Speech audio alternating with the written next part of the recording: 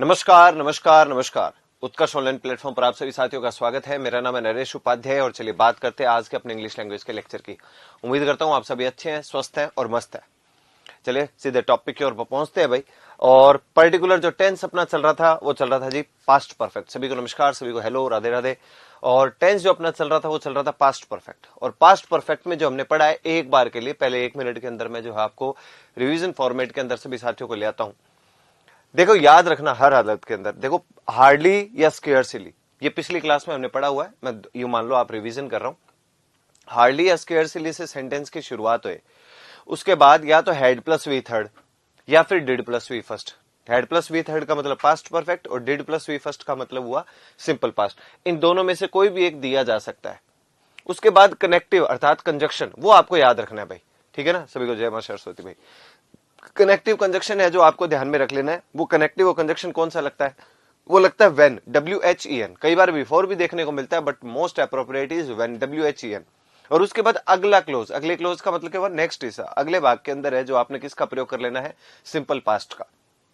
अब मान लो हार्डली स्केयरसिली ये दे दिया उसने, had plus V third, did plus V first दिया उसने, कनेक्टिव पूछ ले बाई चांस पेपर में, या फिर अगले क्लोज के अंदर टेंस पूछ ले। इनसे संबंधित सेंटेंसेस हमने पिछली क्लास में कर लिया भाई, ठीक है ना। फिर अगर नो सूनर से सेंटेंस की शुरुआत हो जाए, नो सूनर के बाद क्या करना है? टेंस सेम है, वही हेड प्लस वी थर्ड या फिर डिड प्लस वी फर्स्ट, अर्थात वही पास्ट परफेक्ट या सिंपल पास्ट। अगले क्लोज के अंदर जो कनेक्टिव, पहले ध्यान रखिएगा कनेक्टिव कौन सा लग रहा है यहाँ पे, ठीक है ना। कनेक्टिव लगता है दोस्त देन, और इस देन की स्पेलिंग जरूर ध्यान रखना। मैंने आपको वैसे लिखवाई हुई है और वो देन की स्पेलिंग होती है THAN।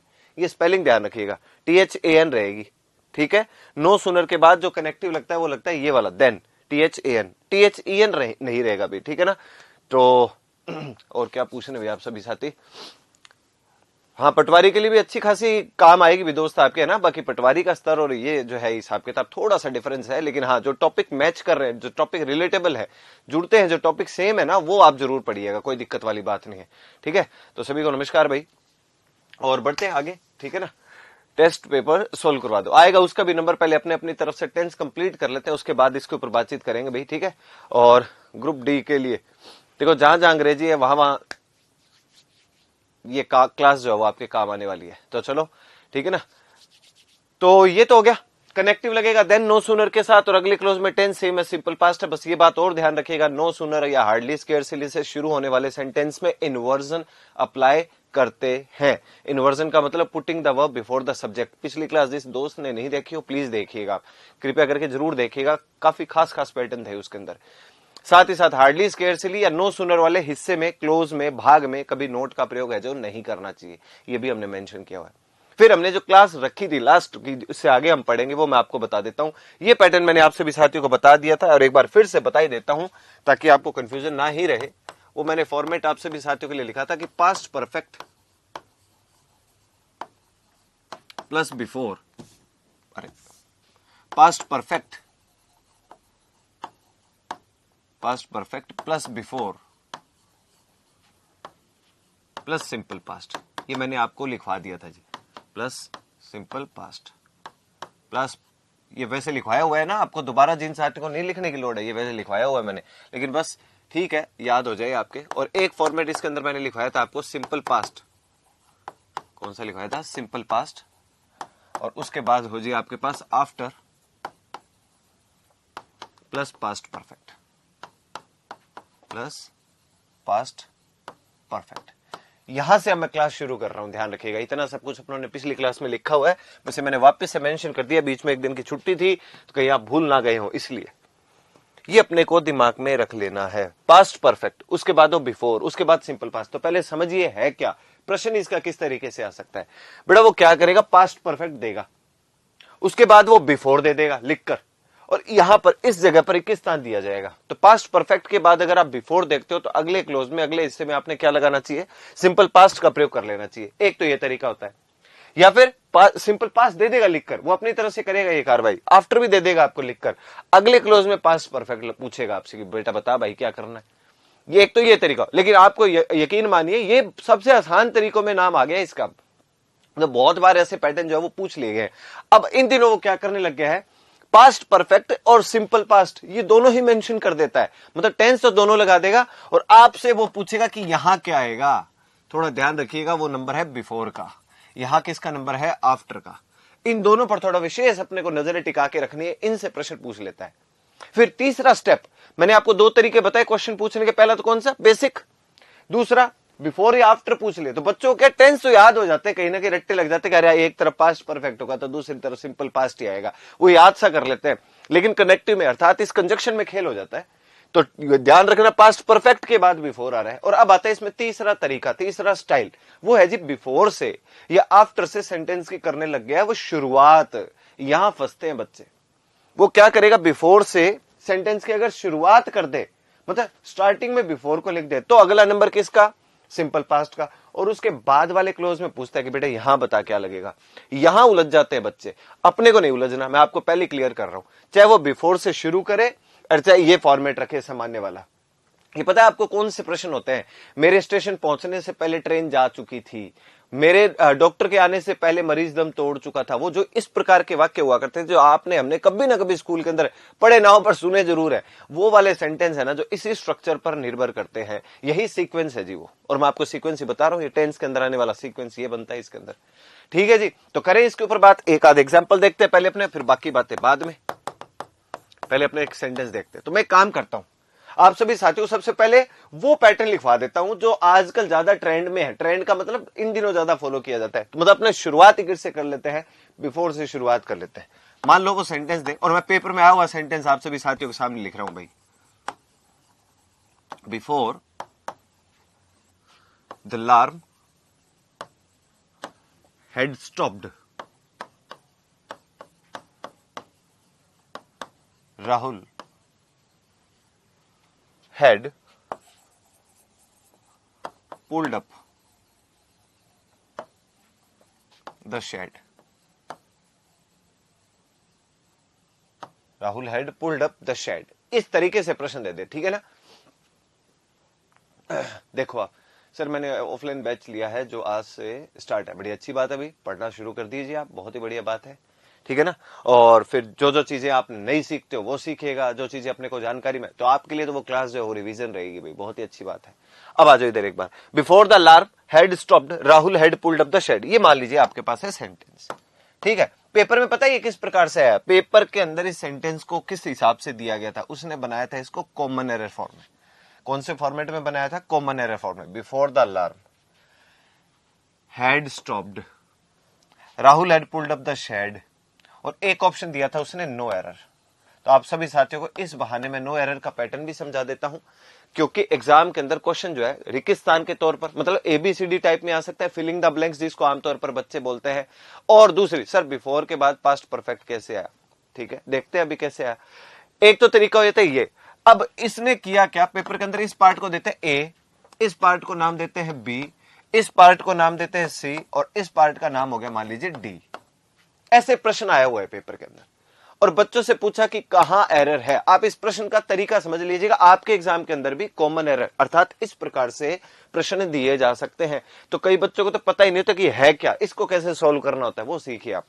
अगर आपको लगता है पहले पार्ट में कोई दिक्कत है, तो आपका उत्तर ऑप्शन आएंगे ना वो एबीसीडी, उसमें से आपका उत्तर हो जाएगा पहला। आपको लगता है दूसरे में गलती है, दूसरा। आपको लगता है तीसरे में गलती है, तीसरा। आपको लगता है पूरे वाक्य में कहीं कोई समस्या नहीं है, पूरा सेंटेंस ही सही है, तो आपका उत्तर क्या होता है, नो एरर।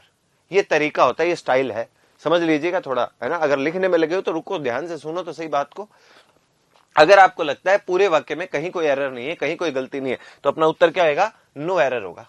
आपको लगता है नहीं जी गलती तो है, तो ए बी सी तीन पार्ट दिए हैं, इनमें कहीं ना कहीं एक पे गलती आपकी होगी। ये तरीके होते हैं कॉमन एरर के, समझ लिया आपने। कॉमन एरर का कल को क्वेश्चन आ जाए तो ऐसे करना है सॉल्व आपने।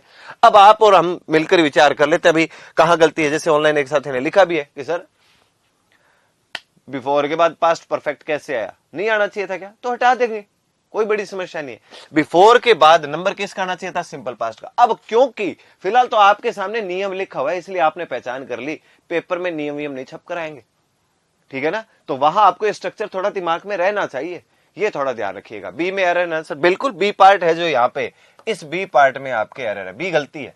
इस पर टिक क्यों लगा, टिक लगाने का मतलब ये नहीं है, इस टिक को लगाने का मतलब ये नहीं है कि वो सही वाला मामला है, गलत है वहां पे। अब देखिए मैं आंसर यहाँ पे लिख देता हूं आप सभी साथियों के लिए, फिर इस वाक्य का अनुवाद भी करते हैं, क्योंकि आपके पेपर में ट्रांसलेशन भी तो आने वाला है ना, अनुवाद भी तो आने वाला है। अब एरर क्या होगा, before the alarm, B part में जो आंसर है, जो आपकी गलती है वहां केवल और केवल क्या हो जाएगा, स्टॉप्ड। ये आपका उत्तर होगा। स्टॉप्ड जो है वो क्या होगा, आपका उत्तर होगा। और स्टॉप्ड आपको पता है वर्ब की कौन सी फॉर्म है, सेकंड फॉर्म। अब ये सारा प्रोसेस समझ लीजिए आप। बिफोर के बाद पास्ट परफेक्ट नहीं आना चाहिए था, बिफोर के बाद नंबर किसका था, सिंपल पास्ट का। इसने क्या लगा रखा था, हैड स्टॉप्ड, गलत। फिर आगे Rahul had pulled up the shade. तो मैं अब पूरे वाक्य का अनुवाद करता हूं, ध्यान से सुनिएगा। Before the alarm had stopped, तो हैड स्टॉप्ड तो होगा नहीं, before the alarm stopped. Alarm के स्टॉप होने से पहले, बिफोर का हिंदी अर्थ पिछली क्लास में बताया था, के पहले।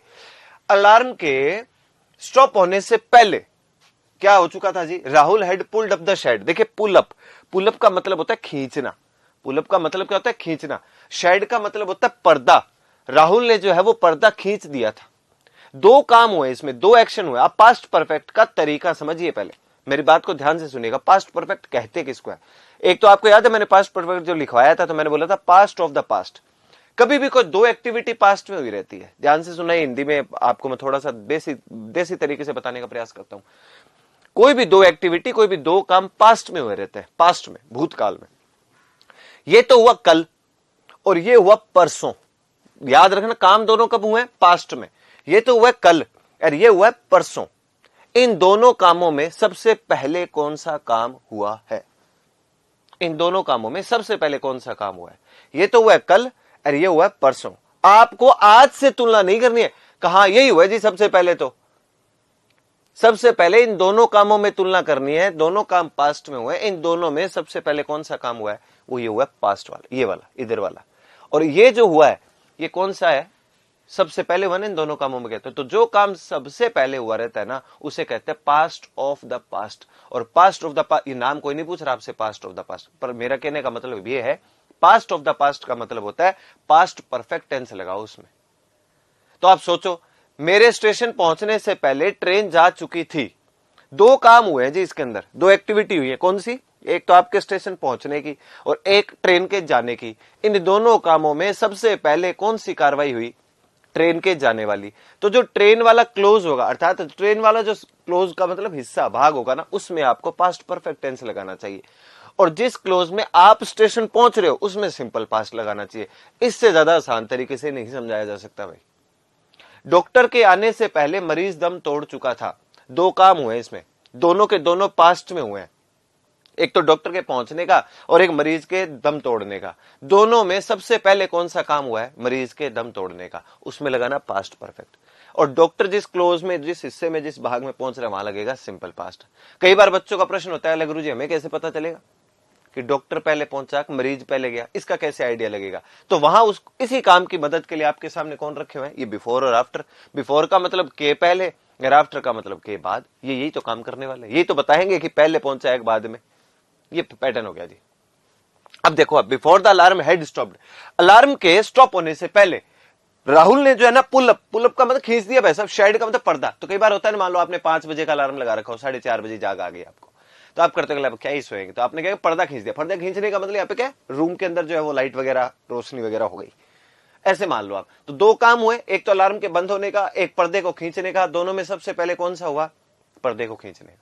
वो काम में आपने पास्ट परफेक्ट लगा दिया। तो यहां तो कोई समस्या नहीं थी। हेड के बाद पुल अप, पुल की थर्ड फॉर्म पुल्ड, पुल पुल्ड पुल्ड, तो यहां तो वर्ब की थर्ड फॉर्म पहले से लिखी हुई थी। यहां पर स्टॉप्ड, जब तक ये हेड के साथ छिपा हुआ था ना, तब तक तो था ये वर्ब की थर्ड फॉर्म। आप ये सारी चीजें आपने हमारी अंग्रेजी की पहली दूसरी क्लास में सीख लिया, तब तक तो था ये वर्ब की थर्ड फॉर्म। लेकिन अब हमें पता है यहां तो आना सिंपल पास्ट, तो मैंने क्या किया, केवल वर्ब की सेकंड फॉर्म, और वो कौन सी, स्टॉप्ड ही होती है। हेड को गायब करते हैं वैसे, पास्ट परफेक्ट नहीं आएगा, केवल और केवल क्या आएगी, वर्ब की सेकंड फॉर्म आएगी। ये उत्तर हो जाएगा जी आपका। बिफोर के बाद सिंपल पास्ट होना, सही कह रहे थे आप सभी साथी। बी में एरर था, बिल्कुल था भाई। ऐसे समझिए आप थोड़ा प्रोसेस को, समझ में आई आपकी कहानी थोड़ी। और देखते हैं सेंटेंस। पहले आप एक बार इस सेंटेंस को तो लिखो, ये नोट डाउन कर लीजिएगा अभी, सेंटेंस तुरंत लिख लो इसको।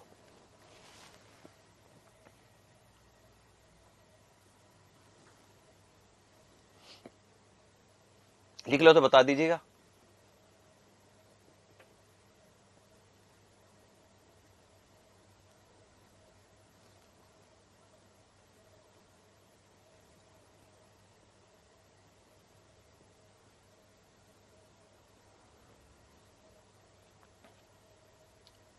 चलिए जी, लिख दिया, बढ़ते हैं नेक्स्ट पे। एक और उदाहरण लिख देता हूं आप सभी साथियों का ना, फिर बताइएगा आप।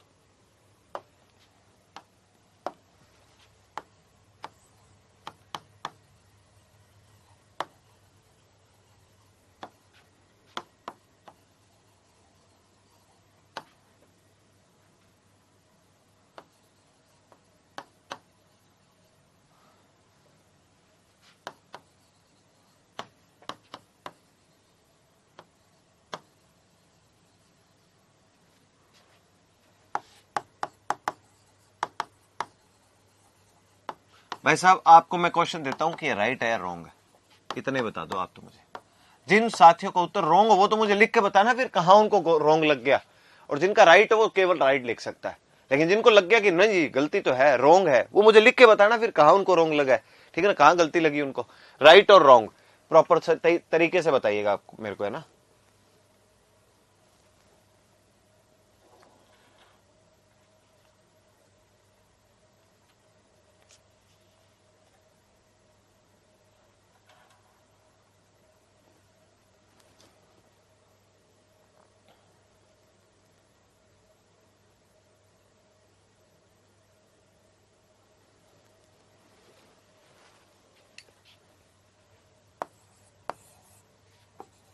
एक और लिख देता हूं।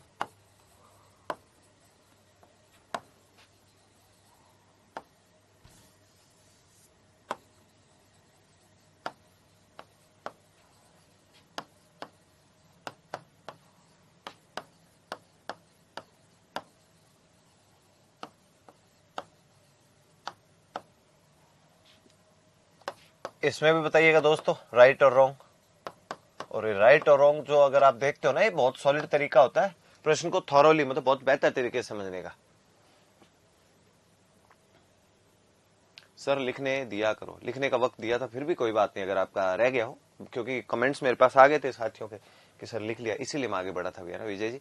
अब एक एक बच्चे की कॉपी तो मेरे को दिखाई नहीं दे रही होती लिखते वक्त, रह गया आपका पीछे, तो मैं वापिस एक बार स्लाइड पीछे कर दूंगा, देख लीजिएगा।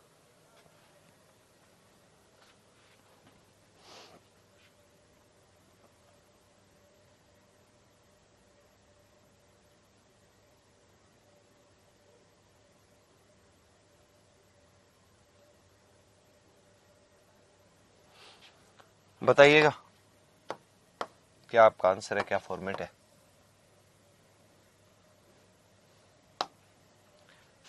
पहले सेंटेंस को बहुत सारे साथियों ने जो रॉन्ग बताया, ओके जी बहुत बढ़िया।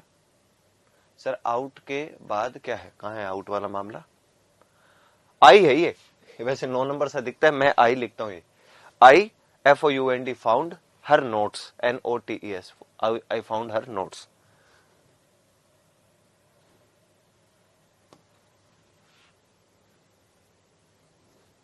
NOTES नोट्स लिखा है जी।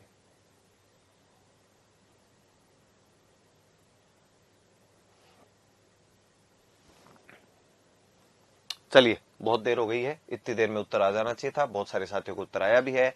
और चलिए पता कर लेते हैं, आप अपना थोड़ा आइडिया लगा लीजिएगा कि आप सही ट्रैक पे थे कि गलत पे थे, सब पता लग जाना है।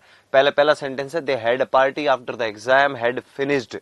ठीक है, बात यह है कि पहला सेंटेंस है वो आपका है राइट, कहीं कोई समस्या नहीं है, कोई समस्या नहीं है। जिन जिन साथियों ने पहले वाले वाक्य को सही बताया वेरी गुड। शायद मैं उम्मीद कर सकता हूं आपको पता है कौन चीज क्या लिखी हुई है सेंटेंस के अंदर कि हेड है। कई दोस्तों ने सोचा होगा कि अरे भाई साहब हेड पहले लिखा हुआ है ना, पास्ट परफेक्ट थोड़ी आता है। पास्ट परफेक्ट तो कब आता है, past perfect plus before plus simple past में आता है? उन्होंने सोचा होगा ये, भाई मेरे पहली बात सबसे जरूरी बात, ये हेड सहायक क्रिया है ही नहीं। ये हेड तो वर्ब की कौन सी फॉर्म है, सेकंड फॉर्म है। जिन जिन दोस्तों ने हेड को सहायक क्रिया माना है, हेल्पिंग में माना है, कमाल करते हो भाई साहब। हमारी पहली और दूसरी क्लास जो अंग्रेजी की थी, जो अपनी पहली कक्षा अंग्रेजी की थी, उस पर आप पानी फिरा रहे हो। हेड अगर सहायक क्रिया होता तो हम सब साथी जानते हैं हेड सहायक क्रिया के बाद हमेशा वर्ब की आती है ये फॉर्म, ये मतलब थर्ड फॉर्म है, इसमें कहीं third form. They had a party after, अच्छा आफ्टर के बाद क्या लगता है हेड, ये जो हेड लिखा हुआ है इसमें कोई दो राय नहीं है, इसको आप हेल्पिंग में बोलिए और खुलकर बोलिए, कोई दिक्कत नहीं है। क्यों, इसके बाद ये वर्ब की थर्ड फॉर्म फिनिश्ड। ये हो गया उत्तर। दे हैड अ पार्टी, ये हैव की फर्स्ट सॉरी सेकंड फॉर्म नहीं है। आपको मैंने पहले अपने नोट्स में चेक कर लो, पहले दिन पहले पन्ने पे लिखवाया हुआ हैव वर्ब की first form, had second form, had third form. Had ये थर्ड फॉर्म तो हो नहीं सकती, क्योंकि थर्ड फॉर्म और फोर्थ फॉर्म बिना सहायक क्रिया के नहीं आ सकते। सेकंड फॉर्म है, किसी भी सेंटेंस का निर्माण अपने दम पर कर सकता है। सिंपल पास्ट, पता है आपको टेंस कौन सा है? THEY से लेकर और अगर कल को पार्टी तक के सेंटेंस को अंडरलाइन करके अगर टेंस का नाम पूछ लिया जाए, भाई साहब बहुत भीड़ बैठी है जो इसका नाम पास्ट परफेक्ट रख रखे आएंगे, लेकिन आप और हम उनमें से नहीं है। हमें पता है दे हैड अ पार्टी, इसमें टेंस कौन सा है? सिंपल पास्ट है। टेंस कौन सा हुआ? Simple past. क्यों? हमें पता है वो हैड जो है वहां पर सहायक क्रिया है ही नहीं। पता कैसे चला? अगर वो सहायक क्रिया है तो उसके बाद वर्ब की थर्ड फॉर्म किधर है ही नहीं ना, तो खुद हेड किसका काम कर रहा है? वर्ब की सेकंड फॉर्म का काम कर रहा है, सिंपल पास्ट टेंस है। समझ में आई कहानी? दूसरी बात, हेड यहां पर वर्ब की सेकंड फॉर्म होगी, सिंपल पास्ट हुआ। उसके बाद देख लो आप आफ्टर दिया हुआ, तो सिंपल पास्ट प्लस आफ्टर, अगले क्लोज में पास्ट परफेक्ट आना चाहिए था, year past perfect. Head helping verb है और फिनिश्ड वर्ब की थर्ड फॉर्म है। दे हैड अ पार्टी, उन्होंने एक पार्टी करी। आफ्टर का मतलब के बाद, आफ्टर का हिंदी अर्थ क्या हुआ? के बाद। किसके बाद पार्टी करी भाई साहब उन्होंने? The exam had finished, exam के पूरा होने के बाद उन्होंने एक पार्टी करी। दो काम हो रहे हैं इस सेंटेंस के अंदर, कौन सा? एक तो पार्टी करने का और एक एग्जाम के फिनिश होने का। आपको क्या लगता है कौन सा काम पहले किया उन्होंने? पहले पार्टी करी है या पहले एग्जाम फिनिश हुए? पहले एग्जाम फिनिश हुए या पहले पार्टी करी? सबसे पहला काम कौन सा हुआ? पार्टी के एग्जाम के फिनिश होने वाला, तो उसमें तो लगाओ पास्ट परफेक्ट। और उसके बाद कौन सा काम करा उसने? पार्टी करने का, तो उसमें वर्ब की सेकंड फॉर्म सिंपल पास्ट। पहले कौन सा काम किया ये पता कैसे चलेगा? ये बिफोर और आफ्टर यही मदद करने के लिए आते हैं और काम किया इनका। इस पे आ जाओ, after she had moved out I found her note. After से सेंटेंस की शुरुआत कर दी, इस बार करने दो। आफ्टर के बाद नंबर किसका है? पास्ट परफेक्ट का, ये रहा। हेड किसका काम कर रहा है? हेल्पिंग वर्ब का। मूव्ड वर्ब की कौन सी फॉर्म है? Third form. हाँ वो अलग बात है कि मूव्ड आउट एक साथ लिखा हुआ है। मूव्ड आउट का मतलब after she had moved out, उसके बाहर जाने के बाद आई फाउंड हर नोट्स, मुझे उसके नोट्स मिले। फाउंड वर्ब की कौन सी फॉर्म दोस्त? सेकंड फॉर्म है। किसकी? सेकंड फॉर्म है ये फाइंड की। Find, found, found. और ये भी सेंटेंस आपका क्या था? सही था, कहीं कोई समस्या नहीं थी। दोनों के दोनों सेंटेंस जो थे वो आपके क्या थे? एकदम ओके स्थिति के अंदर थे, कहीं कोई कष्ट नहीं था। ये फॉर्मेट हो जाएगा। मान लो सेंटेंस हो अपने पास,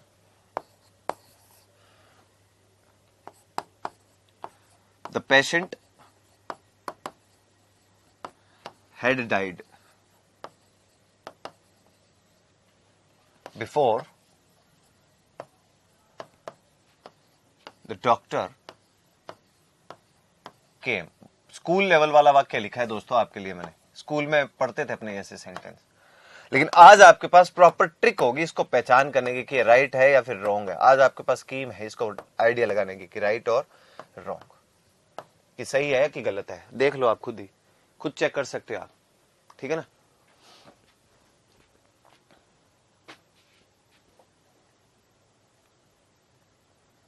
नहीं ज्वाइन किया सर, क्लास का टाइम टेबल नहीं पता, तो दोस्त इसके लिए मेरे से पूछने वैसे तो आवश्यकता नहीं है, क्योंकि टाइम टेबल आपका आपके पूरी एप्लीकेशन के अंदर है ना, नोटिफिकेशन वगैरह के अंदर सारा रहता ही है ना। पर फिर भी चलो, मैं और क्लास का तो मुझे देखो ज्ञान नहीं है, पर अपने अंग्रेजी क्लास जो है वो फिलहाल 8 बजे होती है, ठीक है ना। आमतौर पर मैं 8:05, 8:10 कर देता हूं, पर आज मैं समय पे था भाई, तो कई साथियों को तो यही शौक लगा होगा कि आज टाइम पे कैसे गुरु जी, है ना। The patient had died before the doctor केम। देखो दो कार्रवाई हुई है सेंटेंस के। पहली बात तो आप बिफोर को देखिए, बिफोर का मतलब के बाद। बिफोर का हिंदी अर्थ वैसे तो मैंने पिछली क्लास में आपको लिखवाया था, बिफोर का मतलब क्या हुआ? के बाद। तो पास्ट परफेक्ट प्लस बिफोर, ये रहा भाई साहब। हेड जो है वो किसका काम कर रहा है? हेल्पिंग वर्ब सहायक क्रिया का। डाइड वर्ब की कौन सी फॉर्म है? थर्ड फॉर्म हो गई साहब। केम वर्ब की कौन सी फॉर्म है? सेकंड फॉर्म हो गई साहब।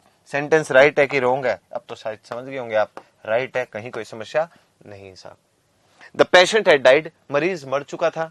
बिफोर किसके पहले? द डॉक्टर केम, डॉक्टर के आने से पहले। डॉक्टर पहले आया कि मरीज पहले गया? मरीज पहले गया। तो जिस क्लोज के अंदर जो एक्टिविटी सबसे पहले हुई रहती है उसमें पास्ट परफेक्ट लगाओ, लगा दिया। पता किससे चला कौन सी पहले हुई कौन सी बाद में? बिफोर से। ये पता लगवा के दे रहे, ये हो गया साहब। सारे सही थे, लेकिन सही का तरीका थोड़ा पता रखिएगा। और दूसरा जो ऊपर मैंने सेंटेंस लिखा था उसमें कई लोग अच्छा खाते हैं, आप और हमें उनमें से नहीं होना है। लोग उस हेड को बिना देखे शक्ल देखते हैं केवल हेड की और उसे सहायक क्रिया का नाम दे देते हैं। हम उनमें से नहीं, हमें पता है हेड अगर सहायक क्रिया होगा तो उसके बाद वर्ब की थर्ड फॉर्म तो होती, है क्या कोई थर्ड फॉर्म? नहीं है। हेड खुद किसका काम कर रहा था? वर्ब की सेकंड फॉर्म का। लोगों को पता ही नहीं है वर्ब की सेकंड फॉर्म भी होती। कौन लोगों की बात हो रही है जब मुंह उठाकर पेपर देने जाएंगे? हम नहीं है उनमें से। करिएगा नोट डाउन, फिर बढ़ूंगा आगे, ठीक है ना। सर ये सेंटेंस वाक्य सही है, आई विल रीडिंग न्यूज़पेपर। नहीं वे दोस्त, गलत है। मॉडल लिखा है ना आपने, will. Anil Kumar, model will जो आपने लिखा उसके बाद वर्ब की फोर्थ फॉर्म नहीं आती मेरे भाई, है ना। I will reading newspaper when the gardener comes to my orchid. नहीं, गलत है दोस्त मेरे, है ना। मॉडल लिखा है ना। अगर आप चाहते हो इसको मॉडल के बाद वर्ब की फोर्थ फॉर्म अर्थात आईएनजी रखना, तो विल बी लगा देना वहां पे। विल के बाद वर्ब की फर्स्ट फॉर्म लगाओ बी, बीई, फिर बढ़ा दोगे सही इसको, ठीक है ना।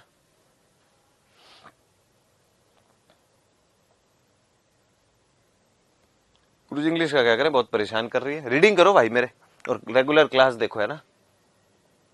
बिफोर के लिए बाद क्यों, ये इसके हिंदी अर्थ है दोस्त, है ना। ये तो इनका हिंदी अर्थ है, बिफोर के लिए के बाद क्यों, ये तो इसका हिंदी अर्थ है के बाद, ये इसका हिंदी अर्थ होता है, ठीक है। जैसे टुडे का मतलब आज होता है, नाइट का मतलब रात होता है, मॉर्निंग का मतलब सुबह होता है ना, ऐसे ही बिफोर का मतलब के बाद होता है। के बाद इसलिए जोड़ता हूं क्योंकि पूरे सेंटेंस में के बाद जुड़ जाता है। जैसे द पेशेंट हैड डाइड, मरीज मर चुका था, किसके बाद भाई साहब? द डॉक्टर के। तो के बाद अपने आप जुड़, जब मैं केवल बाद नहीं लिखना चाहता यहाँ पे, ताकि वाक्य का अनुवाद सही कर लो, इसलिए के बाद लिख दिया, के पहले के बाद। Rocky is an honest boy, ये ठीक है दोस्त, मेरे तेरे भाई सेंटेंस है ना Ganesh ji. Rocky is an honest boy. बाकी रॉकी में पहला लेटर जो आपने आर का स्मॉल लिखा है ना, उसको कैपिटल करो। किसी भी नाम का पहला अक्षर बड़ा होना चाहिए।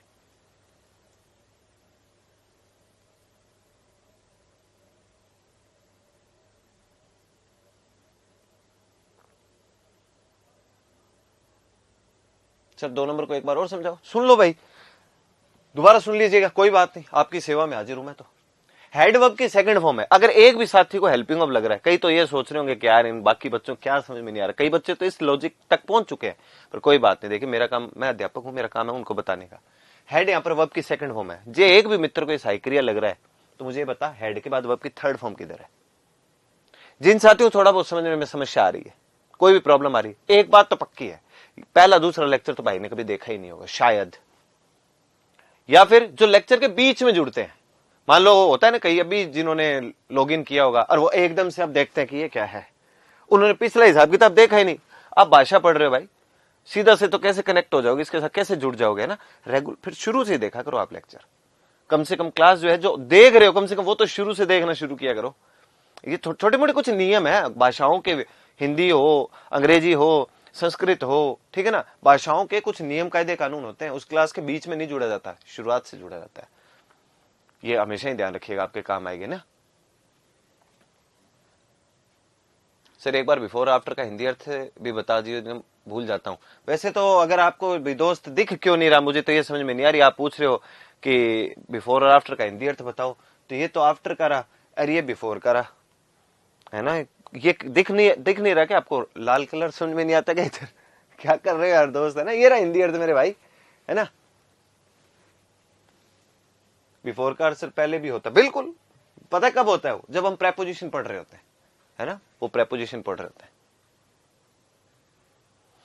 चलिए जी, सभी साथियों ने लिख लिया है, मैं नेक्स्ट पैटर्न के ऊपर चलता हूं। और ये था अपना पास्ट परफेक्ट टेंस, और इसके अंदर कई सारे खास खास पैटर्न आए। उम्मीद करता हूं आपके फॉर्मेट समझ में आया होगा, ठीक है ना। नहीं समझ में आया, थोड़ा प्रयास करना पड़ेगा। जब तक व्यक्ति, वो कहते हैं ना, खुद के मरे बगैर स्वर्ग नहीं दिखता है। आप जब तक प्रयास नहीं करेंगे थोड़ा सा समझने का, लैंग्वेज सीख रहे हो, थोड़ा तक प्रयास आपको करने की आवश्यकता है। मैं नेक्स्ट टेंस की ओर बढ़ रहा हूं। नेक्स्ट टेंस जो आज का अपना होने वाला है वो है जी अब पास्ट परफेक्ट कंटिन्यूअस। अगला टेंस अपना past perfect continuous, past perfect continuous. अगर बाई चांस अब दिमाग में किसी का है कि भाई पास्ट परफेक्ट तो हो गया, नहीं हुआ, अभी फिर नंबर आएगा। अभी जब हम कंडीशनल्स वाला पैटर्न सीखने वाले हैं, वहां फिर पास्ट परफेक्ट का नंबर फिर से आने वाला है। सिंपल पास्ट का भी आएगा, पास्ट परफेक्ट का भी आएगा, सिंपल प्रेजेंट का भी आएगा, सिंपल, वो तो चलो फ्यूचर तो वैसे भी अभी आगे ही पड़ा है, उनका भी नंबर आएगा। अभी टेंस गए नहीं है ना। मैंने आपको कहा था ना शुरू में, मगर टेंस थोड़ा लेंथी टॉपिक है, टेंस में थोड़ा आपको समय लगेगा, लग भी रहा है, और मैं इसमें जल्दी दिखा भी नहीं रहा। प्रेम पूर्वक पढ़ रहे हैं भाई, ध्यान पूर्वक पढ़ रहे हैं, जितना समझ में आता है उतना बेहतर है। टेंस का प्रश्न गलत ना हो, यही मैं उम्मीद करता हूं। पास्ट परफेक्ट कंटिन्यूअस टेंस, सबसे पहले अपने बात करते हैं कि होता कैसे, क्या प्रोसेस है इसका। देखो, एक तो मान लीजिए मैंने सेंटेंस बोला कि वह पिछले 10 साल से इस कंपनी में काम कर रहा है। वह पिछले 10 साल से इस कंपनी में काम कर रहा है, एक तो सेंटेंस ये हुआ। तो वो पिछले 10 साल से इस कंपनी में काम कर रहा है। आपको पता है कौन सा टेंस है? Present perfect continuous.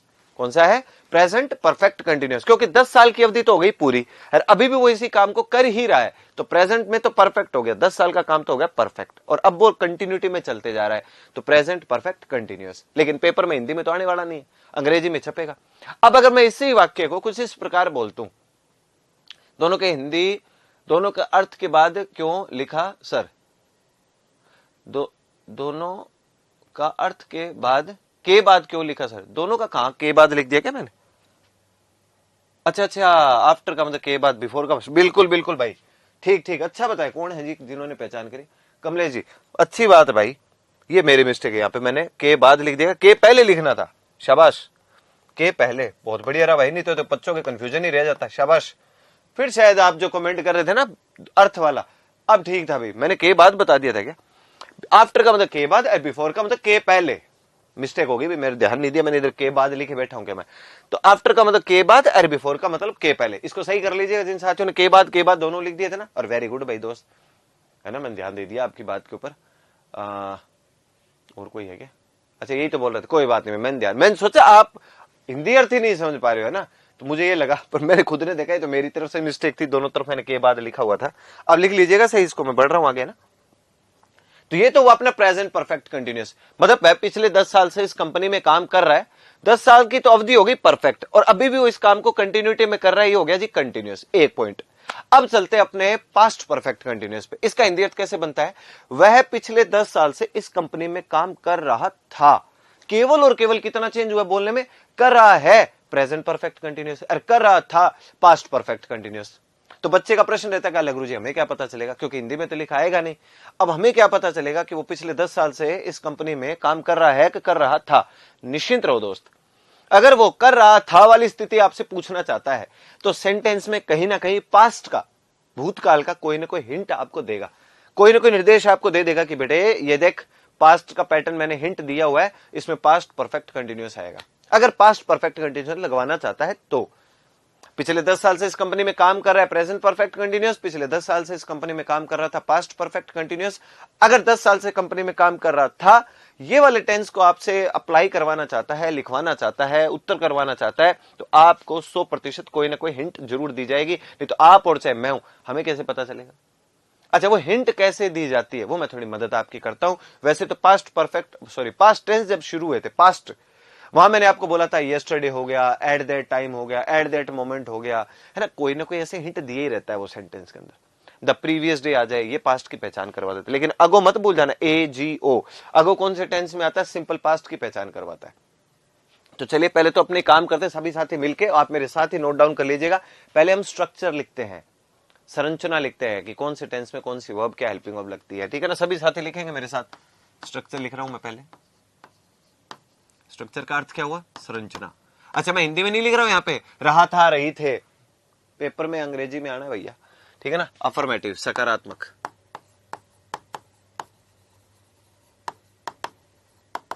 अफर्मेटिव सकारात्मक। क्या रहेगा सकारात्मक में भाई? सबसे पहले तो अपने पास रहने वाला सब्जेक्ट, सब्जेक्ट के बाद हेड, हेड के बाद बीन, बीन के बाद वर्ब की कौन सी फॉर्म? Fourth form. जो रेगुलर क्लास ले रहे हैं उनको तो पता है ये वी फोर्थ का क्या मतलब है, वर्ब की फर्स्ट फॉर्म प्लस ING, है ना, उनको पता है। तो अपनों ने इसका नाम क्या है? वी फोर्थ है, वही लिखा है, वी फोर्थ हो गई। इसके बाद है जी अपने पास ऑब्जेक्ट, इसके बाद नंबर है जी अपने पास सिंस का और फॉर का, इसके बाद कोई ना कोई आपको टाइम दे ही रखा होगा, है ना, सिंस और फॉर के बाद कोई ना कोई टाइम आपको दे रखा होगा, एक्सेट्रा एक्सेट्रा। अब सुनो मेरी बात, सिंस और फॉर आपने और हमने पढ़े हुए हैं कौन से टेंस में? प्रेजेंट परफेक्ट कंटिन्यूअस में, भूल मत जाना। सिंस का प्रयोग किया जाता है पॉइंट ऑफ टाइम अर्थात निश्चित समय के लिए, फॉर का प्रयोग किया जाता है अनिश्चित समय के लिए, पीरियड ऑफ टाइम। पर ये line point of time, period of time तो छप कराने से रही, वहां तो समय दिया होगा, अर्थात चाइल्डहुड दे रखा हो तो सिंस लगाओगे एक फॉर, मन में सोच लो, चाइल्डहुड के साथ सिंस या फॉर? सिंस, अडल्सेंस किशोरावस्था के साथ सिंस या for, since. Time in memorial के साथ सिंस या फॉर, सिंस। अगर कभी सिंस ऑप्शन में ना हो टाइम इमेमोरियल के लिए तो फिर क्या लगाएंगे, फॉर नहीं फ्रॉम। जो जो आप कोशिश करिए मेरे साथ साथ ऐसे दोहराने की, ठीक है ना। एग्जैक्ट टाइम अर्थात क्लॉक टाइम आपको दे रखा हो, जैसे अभी एक बार को है ना, जैसे मैं आपको बताता हूं, जैसे 8:30 हो रखे हैं, 8:30, 8:32, 8:36 क्लॉक टाइम दे रखा हो, फिक्स टाइम दे रखा हो, क्या लगेगा, सिंस। लेकिन 2 आवर्स, 3 आवर्स, 4 आवर्स, HOURS बोल रहा हूं, 2 days, 3 days, 5 days, many days, 2 years, 3 years, 10 years, क्या लगेगा, 4। यहां कहीं उलझ गए होंगे कि ईयर्स के साथ कब से 4 लगाने लग गए। ईयर का मतलब मेरे भाई अगर यूं दे रखा हो ना आपको 2001, 2010, 2015, 2011, अगर ये हिसाब किताब दे रखा हो तो लगता है सिंस, अर्थात नहीं तो फिर 4। लेकिन many days, many weeks, many months, many years, 10 years, 15 years, तो क्या लगना है, 4 ही लगना है। डिकेड्स दशक, सिंस या 4, 4। सेंचुरीज सिंस या 4, आमतौर पर 4। ये थोड़े बहुत हिसाब किताब याद रखो। फेस्टिवल्स के नाम आ जाए, दीपावली, होली, रक्षाबंधन, दीपावलियों के नाम, दीपावलियों के नाम, त्योहारों के नाम आ जाए, क्या लगेगा, सिंस लगेगा फेस्टिवल्स के नाम के साथ। संडे, मंडे, ट्यूसडे, वेडनेसडे, अर्थात दिनों के नाम, सिंस। महीनों के नाम, जनवरी, फरवरी, मार्च, अप्रैल, since. Morning, evening, afternoon, night, since या 4, सिंस। लेकिन अगर आपको सेंटेंस के अंदर दे रखा हो all day, all morning, all evening, all afternoon, all night, since या 4, कुछ नहीं। ये सारा याद करवा दिया मैंने, सब आपने कॉपी के अंदर लिखा होगी, है ना सर। ये आपने प्रेजेंट, हाँ बिल्कुल प्रेजेंट परफेक्ट, क्योंकि देखो समय की जहां बात होगी वहां सिंस और 4 आएंगे। अब वो बच्चे फंस जाते हैं, वो मारे जाते हैं जिनका ये मानना होता है कि सिंस और 4 प्रेजेंट परफेक्ट की पहचान होती है। अरे क्या पहचान होती है, समय की पहचान होती है। फिलहाल यहां भी तो समय बताओगे ना, पास्ट परफेक्ट कंटिन्यूअस में भी ये फॉर्मेट है, ये सब कुछ आपने लिखा हुआ है, ठीक है। तो चलिए, मैं तो मेरा काम था दोबारा इसको एक बार दोहरा दिया मैंने आप सभी साथियों के सामने। बाकी अब चलते हैं। तो हेड आ गया, बीन आ गया, वर्ब की फोर्थ फॉर्म है, ऑब्जेक्ट, एसेंस और 4, और बाद में कोई टाइम दे रखा होगा। फिर चलते अपने नेगेटिव की और नकारात्मक क्या कुछ लगेगा। उम्मीद करता हूं वैसे तो नकारात्मक में आपने स्वयं ने लिखना चाहिए, मैं लिखवा देता हूं, पर बिना देखे लिखना चाहिए आपको, है ना। इसमें क्या रहेगा जी, सब्जेक्ट तो अपने पास है ही, इसके बाद हेड आ जाएगा। अब मैं इतना पूछना चाहता हूं आपसे, इतना कष्ट कर दीजिए, हैड नोट बीन होगा कि हैड बीन नोट होगा, ये और बता दो मुझे, कमेंट में बता दो। हैड बीन नोट या हैड नोट बीन, क्या करना चाहिए अपने को, ये इतना कष्ट और कर दीजिए।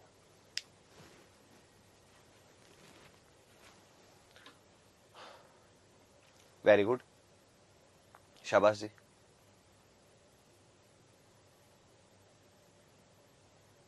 लगभग सब साथियों ने सही बताया, कुछ एक साथी कलाकारी दिखा गए, गलती कर गए भाई। तो जो साथी गलती कर रहे हैं कोई बात नहीं, अब सही कर लेना। हेड के बाद नोट आता है, हेड नोट बीन होता है, हेड बीन नोट नहीं होता, हेड नोट बीन होता है। अच्छा, जिन्होंने गलत किया है शायद उन्होंने टेक्निक कौन सी चुनी, बोल के देखा, had been not, had not been, had been not, ये जच गया उनको क्या, हेड बीन नोट, ये उन्होंने अपना उत्तर मान लिया। जचाना नहीं है यूं हेल्पिंग वर्ब के बाद ठीक, मैंने आपको बोला था ना, नोट आमतौर पर कितने नंबर पर रहता है, तीसरे नंबर पर। तो 1 और 2 और 3 बैठ रही है ना व्यवस्था। और ये साइक्रिया का खास दोस्त होता है, 24 फ्रेंड्स ऑफ नोट लिखवाया हुआ है मैंने। साइक्रिया खास दोस्त है, कहां रहने वाला है, यहाँ। नोट, हेड बीन नोट जैसा कोई प्रोग्राम नहीं है इंग्लिश के अंदर, हेड नोट बीन होता है। Had plus not plus been, फिर उसके बाद वी फोर्थ, उसके बाद ऑब्जेक्ट, इसके बाद सिंस या फिर 4, प्लस कोई न कोई टाइम आपको दे ही रखा होगा, ठीक है। फिर चलिए जी इंटरोगेटिव की ओर, प्रश्नवाचक की ओर। प्रश्नवाचक, इंटरोगेटिव का मतलब क्या हुआ, प्रश्नवाचक। इसमें क्या कुछ रहना है भाई, देख लेते हैं। इंटरोगेटिव में, इंटरोगेटिव में रहेगा दोस्तों, आपका हेड तो आ जाएगा बाहर, इसके बाद आपका आएगा जी सब्जेक्ट, इसके बाद आ जाएगा बीन, लिख लो ये आप मेरे साथ साथ, इसके बाद आ जाएगी वी फोर्थ, इसके बाद आएगा जी आपका ऑब्जेक्ट, इसके बाद आएगा आपका सिंस या फिर 4, समय जो भी दे रखा होगा उसके हिसाब से, फिर टाइम है, और लास्ट में चलकर अपने पास क्वेश्चन मार्क भी होगा, ये भी देख रखिएगा, ठीक है। नेक्स्ट आते हैं अपने पास इंटेरोगेटिव नेगेटिव, प्रश्नवाचक नकारात्मक, इंटेरोगेटिव नकारात्मक, प्रश्नवाचक नकारात्मक। इसमें क्या रहना है, कुछ नहीं, हेड पहले है ही, इसके बाद सब्जेक्ट है जी, और इसके बाद अब की बार नोट आ जाएगा। नोट के बाद अपने पास बीन, बीन के बाद वी फोर्थ, वी फोर्थ के बाद है आपके पास ऑब्जेक्ट, ऑब्जेक्ट के बाद है आपके पास सिंस या फिर फोर, फिर आपके पास है टाइम, लास्ट में चलकर वही क्वेश्चन मार्क जिंदाबाद। लिख दीजिएगा, नोट डाउन करिएगा इसको, पैटर्न को आप तसल्ली से लिख दो।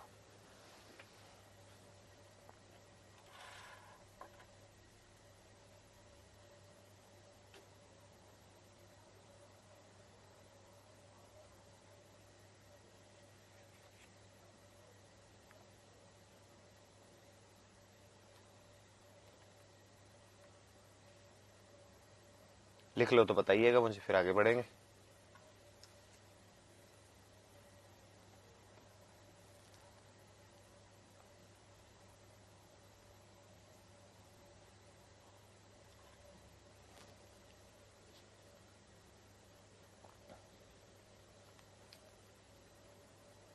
सर इंग्लिश की प्रैक्टिस कौन सी बुक से करें? अभी एक बार तो आप थोड़े समय के लिए रुके, आपको जो भी ई नोट्स वगैरह मिलते हैं अभी तो उन पे ही भरोसा रखिए। एकदम थोड़ा उचित समय आने दो, मैं आपको बताऊंगा कि कहां से क्या करना चाहिए। नेक्स्ट चले, चलिए जी, ये तो हो गया अपना स्ट्रक्चर, नोट डाउन आपने कर लिया है। पता करते हैं कुछ एग्जाम्पल्स के थ्रू कहां क्या रहेगा, कैसे क्या फॉर्मेट रहेगा। आमतौर पर मान लो एक सेंटेंस है, क्या फॉर्मेट बन जाएगा उस हिसाब से देख लेते हैं कि वहां वी के बाद दो बार लिख दी क्या, क्या लिख दिया भाई दो बार, वी फोर्थ ही लिखा है अपनों ने तो, had plus subject not been V fourth since four. नहीं नहीं, सब कुछ सही है भाई इस बार तो, है ना, कई बार थोड़ा लिखने में इधर उधर ध्यान चले जाता है। चलिए जी, एग्जांपल है अपना पहला, मान लो सेंटेंस हो इट ब्लैंक, ऑप्शन देता हूं आपको, हैज, हैव और had been raining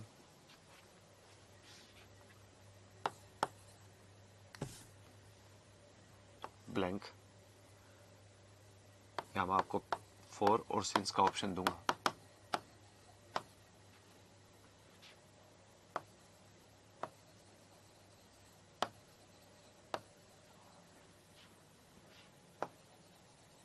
and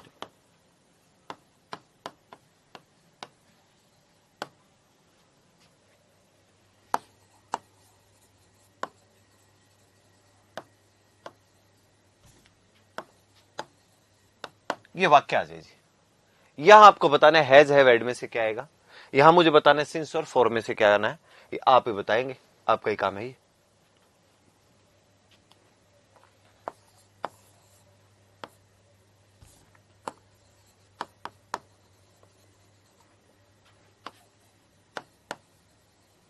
has, have या हैड।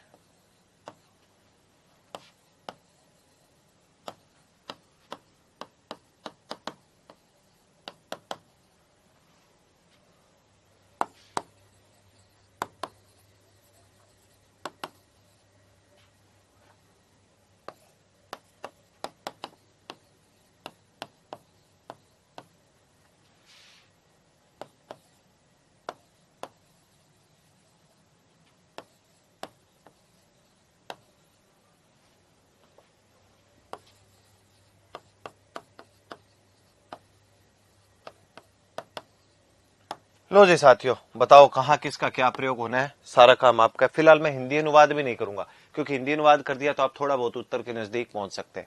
आप सभी साथियों से मेरा निवेदन है, जो पर्टिकुलर टेंस पढ़ रहे उसी का ही उत्तर होगा, ऐसा कोई जरूरी नहीं है कि आप सोचो पास्ट परफेक्ट कंटिन्यूअस पढ़ रहे हैं तो उसी की वर्ब हेल्पिंग वर्ब लगा के बैठ जाते हैं। ऐसी कलाकारी दिखाने का कष्ट ना करें, थोड़ा बहुत अनुवाद स्वयं करने का प्रयास करें। मैं थोड़ी देर बाद अनुवाद करूंगा, पहले कर दिया तो आपको थोड़ा बहुत उत्तर का आइडिया लग जाता है। ठीक है, बताइएगा भाई, उत्तर भी मिले चुले मेरे पास आ चुके अभी।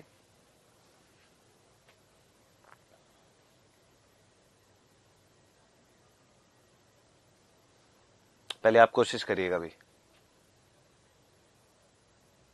सर टेंस की क्लास शुरू करें या पहले की क्लास से? देखो सबसे पहले तो पहली और दूसरी क्लास जो अंग्रेजी की हुई थी, पहली और दूसरी क्लास वो देखनी है आपको, ताकि आप वर्ब हेल्पिंग वर्ब की पहचान करना सीख जाओगे। ठीक है ना, वर्ब क्या होता है, हेल्पिंग वर्ब क्या होता है, काउंटेबल नाउन, अनकाउंटेबल नाउन, ये थोड़ी इनकी जानकारी आपको मिल जाएगी। और उसके बाद आप टेंस की पहली क्लास से शुरुआत करिए, तभी आप चीजों के साथ कनेक्ट कर पाएंगे। और आर्टिकल्स डिटर्मिनेंट्स भी पढ़े अपनों ने।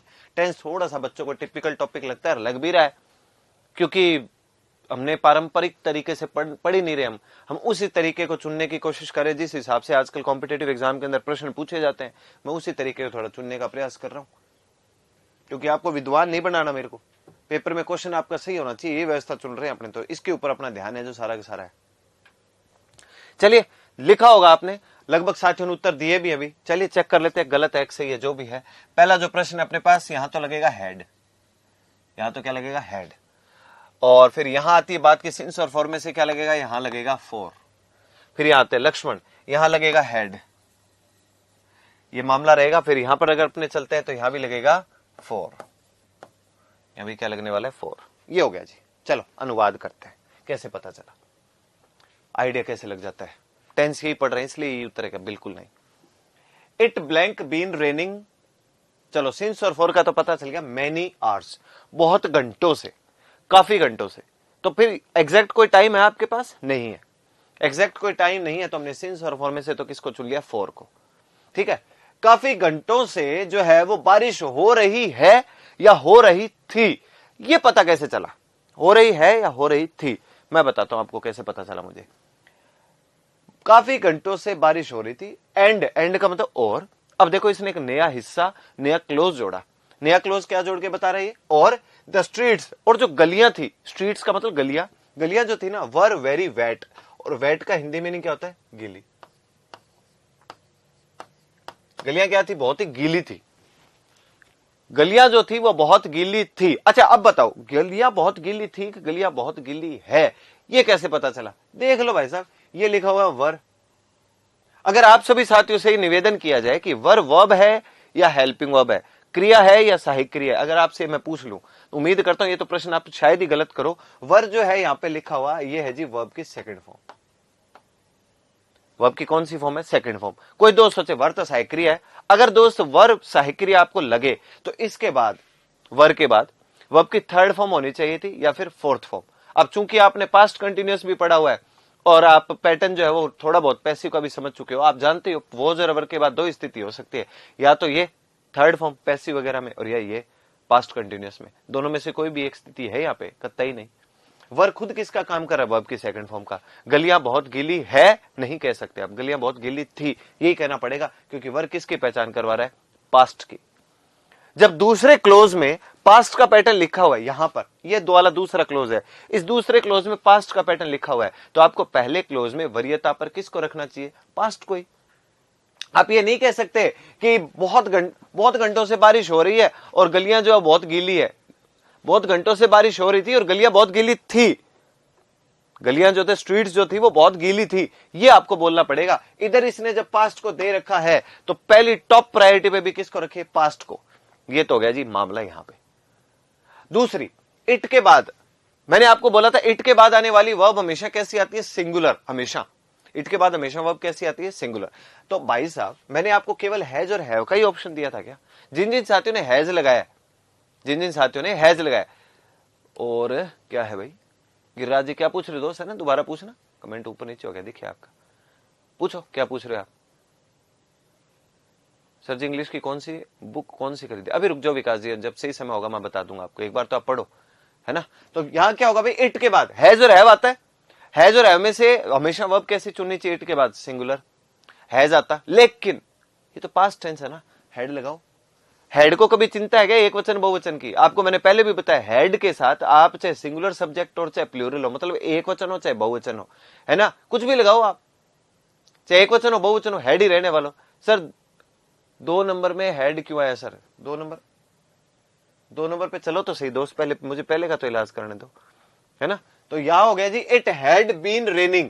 हैड यहां पर किसका काम कर रहा है, सहायक क्रिया का काम कर रहा है। It had been raining, raining verb की कौन सी फॉर्म है, फोर्थ फॉर्म है। बारिश हो रही थी भाई साहब बहुत घंटों से, एंड द स्ट्रीट्स और गलियां जो थी वो बहुत गीली थी।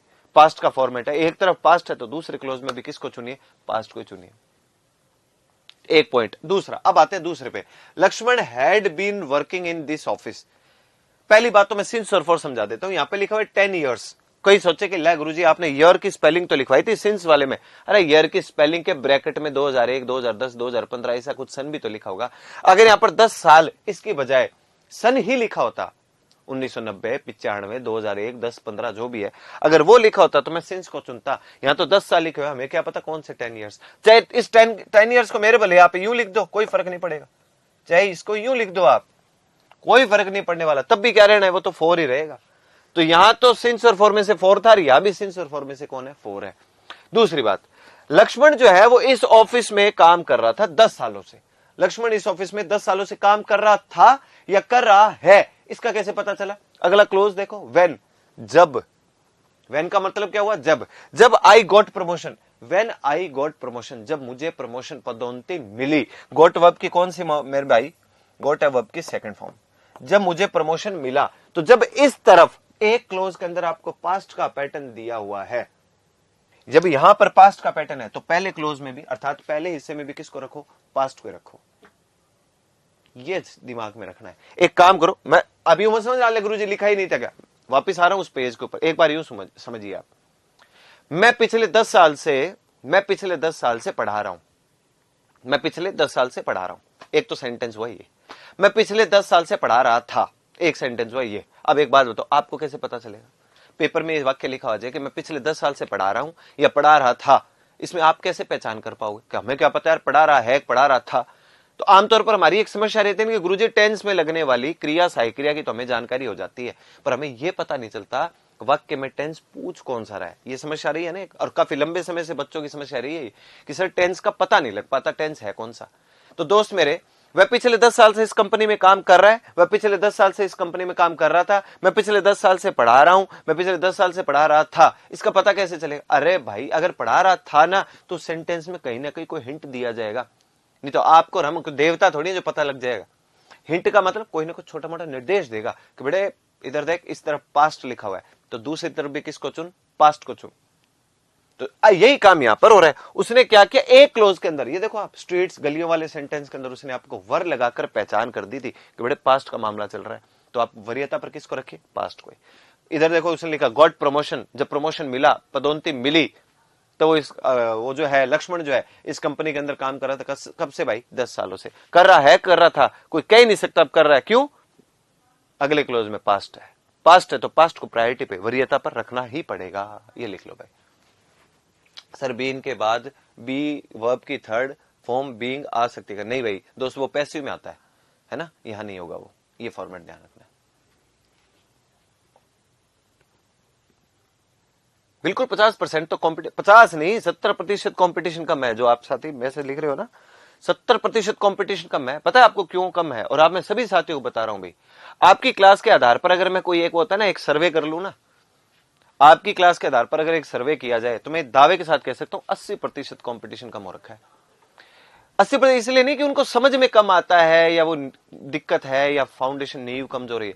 दिक्कत पता क्या है, अब भी नहीं समझना चाहते, है ना। जब उनको बेहतर चीज समझाई, सिखाई जाती है, बताई जाती है, और सभी विषयों पे लागू होती है बात, तब भी वो समझने का जो है थोड़ा कम प्रयास कर रहे होते हैं। दिक्कत यहां है, समझ में कम आ रहा है, ज्यादा आ रहा है, ये समस्या नहीं है। तो हर किसी का देखिए ग्रहण करने की क्षमता होती है, लेकिन नदी के किनारे खड़े हो, तैरना सीखना चाहते हो, पर नदी में उतर नहीं रहे हो, तो पार पड़ेगी नहीं। खुद के मरे बगैर स्वर्ग दिखता नहीं है भाई, मेरा तो ये मानना है ना। तो सब चाहते हैं कि बस बस बहुत इजी में राम आम खाता है टाइप के सेंटेंस लिख दे, हमारे समझ में आ जाए। फिर क्या करोगे उन सेंटेंस का, कहां लेके जाओगे उनको, कौन सी नौकरी में प्रयोग में लाओगे उसको?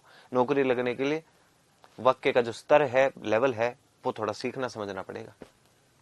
ऐसे बनता है भाई। लिख लो इस फॉर्मेट को, अगर लिख लिया हो तो मुझे बता दीजिएगा। बढ़ते हैं नेक्स्ट पे, करिएगा नोट डाउन।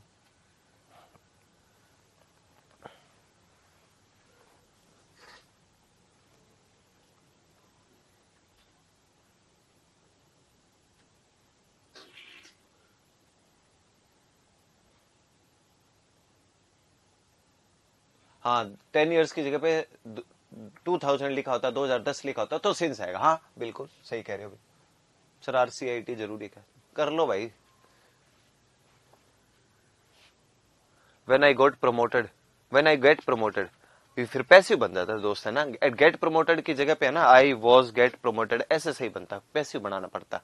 और पैसिव फॉर्म जो है ना वो बिना सहायक क्रिया के नहीं बन पाता। लिख लिए। तो ये हो गया जी अपना पास्ट टेंस। अब जो है अगली बात अपनी होने वाली है फ्यूचर टेंस के बारे में। तो मैं पहले आपको थोड़ा सा मानसिक तौर पर तैयार कर देता हूं। अगला जो फ्यूचर टेंस पढ़ेंगे वहां हम एक पार्ट और जोड़ने वाले हैं, वो होगा जी कंडीशनल्स। आप ये नाम देखोगे अपने सिलेबस में, ये नाम कहीं नहीं लिखा हुआ है कंडीशनल्स, लेकिन टेंस में कंडीशनल्स के प्रश्न पूछे जाते हैं। 3 प्रकार की शर्तें होंगी, उनके बारे में अपने बात करने वाले हैं। कल जो अपना टेंस होगा वो अपने पढ़ेंगे फ्यूचर टेंस। फ्यूचर टेंस में कैसे क्या पैटर्न बनते हैं इसके ऊपर अपने कल ही बात करेंगे। कल अपना टेंस जो शुरू होगा वो होगा फ्यूचर टेंस, और फ्यूचर टेंस के अंदर सिंपल फ्यूचर में प्रवेश करते ही और मैं आपके सामने कंडीशनल्स का भी पैटर्न ऐड ऑन करने वाला हूं, क्योंकि उसमें फ्यूचर की जरूरत पड़ेगी। तो कंडीशनल्स उसमें साथ में अपने ऐड करके ही पढ़ने वाले। हाँ लेकिन अब मैं आपसे भी साथियों ये कह दूं कि अब आपका टेंस जो है वो थोड़ा सा, कहते हैं ना, अंतिम चरण पे चल रहा है। कंडीशनल्स और फ्यूचर का जो पैटर्न उसको कवर करते ही और अपना टेंस का पार्ट कंप्लीट होगा। उसके बाद हम प्रश्न करेंगे, मैं आपके सामने प्रैक्टिस एक लेकर आऊंगा, आप और हम पता करेंगे हमें कितने टेंस समझ में आए हैं कि नहीं है अभी। ठीक है ना, ये फॉर्मेट अपने समझ में आए। बीन देखो दोस्त, बीन जो है वो अब की भी थर्ड फॉर्म होती है, बी की थर्ड फॉर्म भी होती है होना। इसका अर्थ क्या होता है? होना। तो चलिए नेक्स्ट क्लास में पढ़ेंगे, सीखेंगे, समझेंगे। तब तक के लिए स्वस्थ रहना, मस्त रहना। धन्यवाद, टेक केयर, बाय बाय, जय हिंद।